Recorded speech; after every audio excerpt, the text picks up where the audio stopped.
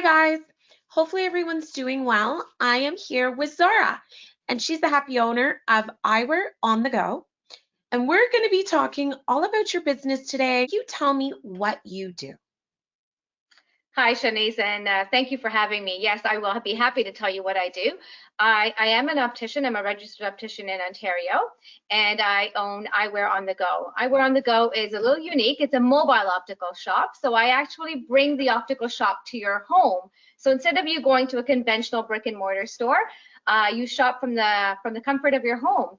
So once I come to your home, and you've experienced this, Yeah. I come to your home and we do an eye stock consultation. So we talk about your needs, a typical day, and then we uncover those needs and we pick frames and lenses that meet those needs in particular. And then I'll make suggestions, especially if you work from home and have a home office, then I can do a little more in terms of suggesting the different types of lenses that would benefit you from working from home, if you have any particular hobbies or anything like that. So it's not all about, but a good duration of your job is all about convenience for your customers and your clients. Absolutely. Convenience and saving them time and saving them money because I don't have the brick and mortar expense. I pass the savings on to my clients. Well, thank you so much. You're personally my girl. You actually put in my prescription in these glasses. I And did, I remember. I have to say, everyone has always asked, where did I get them? So thank you for all that you do. Oh, you're welcome. My pleasure. With that said, can we back up a little bit? What did you do before this? So I am an optician. I've been an optician for almost 25 years, and I started my career at in a corporate optical chain. And from there, I switched to independence. So I went into managing independent optical stores. I managed at the corporate level as well, and then I started managing independent opticals. And then a few years ago, I made the switch to my own. I love what I do, and I love connecting with people, but I wanted to connect on a different level. And I also wanted to help people. And the one thing people don't have enough of is time. So I'm combining both my passion for what I do and the convenience and helping people save time. And inadvertently, I'm sort of saving the money as well because I'm passing the savings on. It gives me a greater, I'm able to connect with them on a different level when I'm at their home because it's more personal and I can uncover a little more of their needs. I find it's a lot more relaxing as well. The client is relaxed, I'm relaxed. I don't have any stuff, goal pressures or anything like that. I'm actually there to uncover their needs and to really meet their needs and focus on the client as opposed to a corporate sort of store or anything like that. Will you share with me, what made you kind of get into this industry? Yes, that's going back a number of years. When I was in high school, there was aptitudes and tests and stuff like that we had to do to figure out what we wanted to do. I always knew I wanted to do something in the healthcare. However, I wasn't going down the hospital route or like nurses, doctors, anything like that. I didn't want to be hands-on in that sense, and I've Yeah. always liked fashion. So this gives me the ability to do fashion as well as the health aspect. That's a really good combination. Absolutely, and 25 years now, and I still love it. So yeah, it's done well. Wow.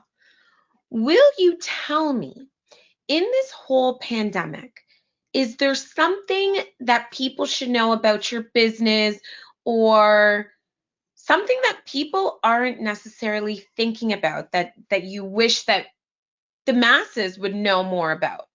Yes, absolutely. There's a number of things. Number one, we are considered an essential service. However, you will find that most optical stores are closed Yeah. because our college feels that it is not it's not an essential in the sense that it's a life or death situation. We're not like a hospital or anything like that. And it's very hands-on. We're actually touching people. We touch their faces and stuff. So in terms of safety, we've been asked, and I strongly believe not to practice. However, having said that, we are considered essential, and my business has shut down. It's been closed for 3 weeks now. But I will take a client on in an emergency. So especially frontline workers, or if someone's at home and breaks their glasses, and if that's their only primary pair to be able to see, then you can get in touch with me and we can make arrangements to see how we can do this in the safest way possible. So that's number one. And number two, and more importantly, is information that needs to be out in the public, which is not, is on the news and everywhere else that you hear about the pandemic. The couple of things that they talk about is touching your face, touching your eyes, your nose, your mouth. What people don't know is when they are wearing glasses, most eyeglass wearers will touch their face throughout the day numerous times to adjust, to put their glasses on, to take their glasses off, to adjust their glasses while they're on their face. They're constantly moving them around and stuff, whether they fit properly or not, or needs adjustments. We just naturally do that. We naturally do that. We are touching our face. Yep. So it's good that you wear glasses because there is a barrier that's protecting the eyes. However, please be very mindful that when you are touching your glasses, not to touch your face. And if you do, then make sure you do wash your hands throughout the day. The other thing is disinfecting. So we disinfect everything, but we don't think about our glasses. They're on our face all the time. So I would remind you guys to disinfect your glasses. Now, the sprays that you get in the optical stores are an alcohol-based spray. However, it's not enough. It's not the 70 or 80% that they're saying that will kill the virus. So Okay. I will suggest that you could dilute some alcohol and clean your frames very lightly. Please be very careful when you are doing this because we're not aware of the materials of the frames and you could damage the frames. Or if you're wearing plastic frames like you are or I am, you could dry out the plastic if there's too much alcohol used on a regular basis. Also, your lenses. Try not to get any of it on your lenses. 70–80% is very strong and you might damage the coatings. So that's one thing. The other thing that I can talk about is contact lens wearers. This has been a great time for contact lens wearers to take a break from their contact lenses. Yeah. Give your eyes a break. Most people are home. They're not going into the work. They're not going into the office. They're not socializing. So give your eyes a break and wear your glasses. And this way you'll actually save yourself from touching your eyes, because when you are wearing contacts, twice a day you have to actually put your finger in your eye. So contamination is an issue. So if you stop wearing your contacts, that's going to stop that and help you with that. So contact lens wearers, I would suggest that you do wear glasses more often. And then the last tip I have is for all of us who are stuck at home and are constantly on our gadgets, whether it's our tablets or our cell phones, computers, gamers who are gaming all day long or all night long now. Your eyes get dry when you're fixated at an object.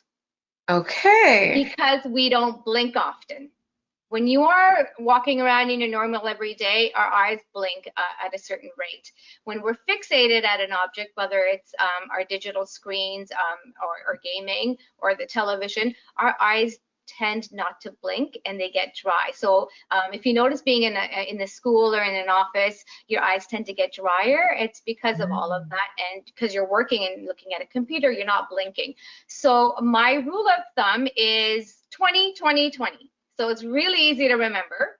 Every 20 minutes, look 20 feet away and blink 20 times. Oh, interesting. Okay. Yeah. So you give your eyes a break, you lubricate them, and then you go back to your work or your gaming or whatever it is you're doing. You're chatting online and stuff, okay? That's number one. And those who are working on a computer, most of them use a mouse. So every time you use your mouse, you click, you blink.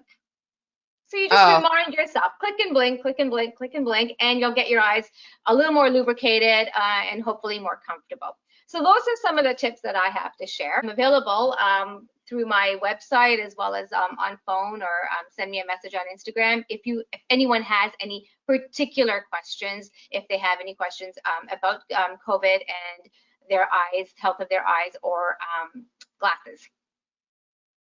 Absolutely.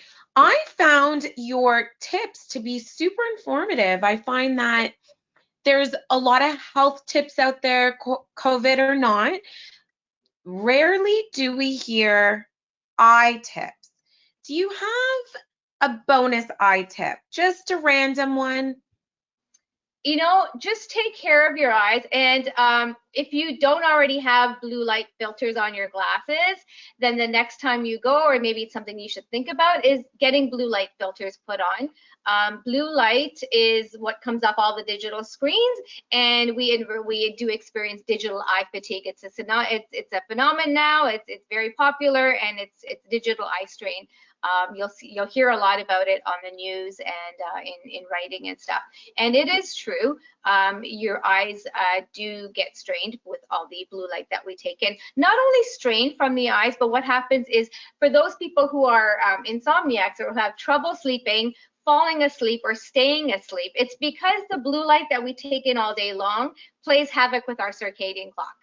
So when we're on our gadgets till late at night, sometimes even in our beds while we're trying to sleep, our bodies think we're awake. So even if we do fall asleep, we don't stay asleep. We keep waking up, or it's not a sound sleep, or it takes forever to fall asleep because now your circadian clock thinks we're still awake.